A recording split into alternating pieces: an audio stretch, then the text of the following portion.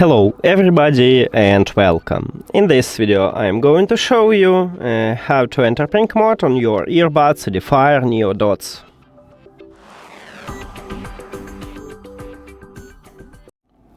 Basically we have a few options how to enter prank mode, two options to enter prank mode automatically and one option to enter prank mode manually. To enter prank mode automatically, you can open the charging case, and if it's your first connection, these earbuds enter to prank mode automatically.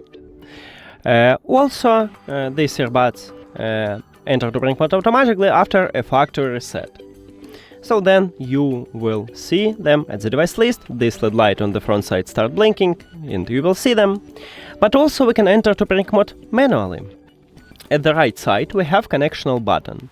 You need to press and hold this connectional button until the LED lights start blinking, like what I have right now. So let me close and open it, and now I'm press and hold.